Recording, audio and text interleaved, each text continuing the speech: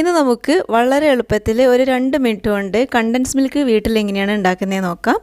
ഇനി നമുക്ക് contents milk കടയിൽ നിന്ന് വാങ്ങിക്കേണ്ട ആവശ്യമൊന്നുമില്ല. വീട്ടിൽ തന്നെ വളരെ എളുപ്പത്തിൽ നമുക്കിത് ഉണ്ടാക്കിയെടുക്കാൻ വേണ്ടി പറ്റും.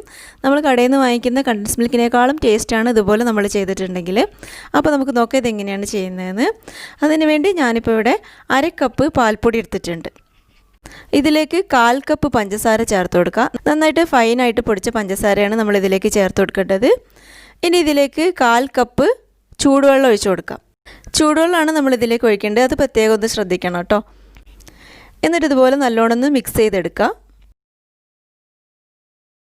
ഇനി നമുക്ക് ഇതുപോലുള്ളൊരു പാൻ എടുത്തിട്ട് ഇതിലേക്ക് ഈ മിക്സ് ചേർത്ത് കൊടുക്കുക. എന്നിട്ടിത് 2 മിനിറ്റ് ഇതുപോലെ ഒന്ന് കുക്ക് ചെയ്തെടുക്കണം. 2 മിനിറ്റ് മാത്രം നമ്മൾ ഇതുപോലെ കുക്ക് ചെയ്തെടുത്താൽ മതി. ലോ ഫ്ലെയിമിലിട്ടിട്ടാണ് ഇതുപോലെ ഇളക്കി കൊടുക്കേണ്ടത്. അത് പ്രത്യേകം ഒന്ന് ശ്രദ്ധിക്കണം.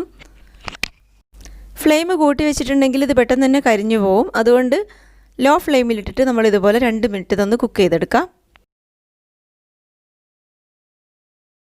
2 മിനിറ്റ് കഴിഞ്ഞതിന് ശേഷം നമ്മളിതിലേക്ക് 1 ടീസ്പൂൺ നെയ്യ് ചേർത്ത് കൊടുക്കാം. എന്നിട്ട് ഇത് നന്നായിട്ടൊന്ന് മിക്സ് ചെയ്ത് യോജിപ്പിക്കാം.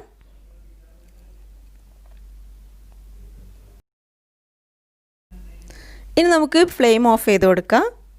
ഇനി നമുക്കിതൊന്ന് ചൂടാറാൻ വേണ്ടി മാറ്റി വെക്കാം. ഇപ്പോൾ ഇതിവിടെ ചൂടാറിയിട്ടുണ്ട്.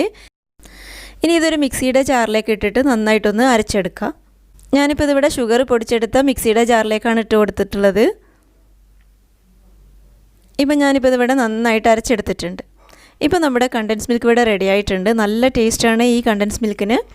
നമ്മൾ കടയിൽ നിന്ന് വാങ്ങിക്കുന്നതിനേക്കാളും ടേസ്റ്റാണ്. വളരെ എളുപ്പത്തിൽ നമുക്ക് ഉണ്ടാക്കിയെടുക്കാനും വേണ്ടി പറ്റും. ഒരു 2 മിനിറ്റ് കൊണ്ട് നമുക്കിത് റെഡിയാക്കി എടുക്കാം. അപ്പോൾ നിങ്ങൾക്ക് വീഡിയോ ഇഷ്ടമായെങ്കിൽ ലൈക്ക് ചെയ്യാനും ഷെയർ ചെയ്യാനും സബ്സ്ക്രൈബ് ചെയ്യാനും മറക്കരുത് കേട്ടോ. താങ്ക്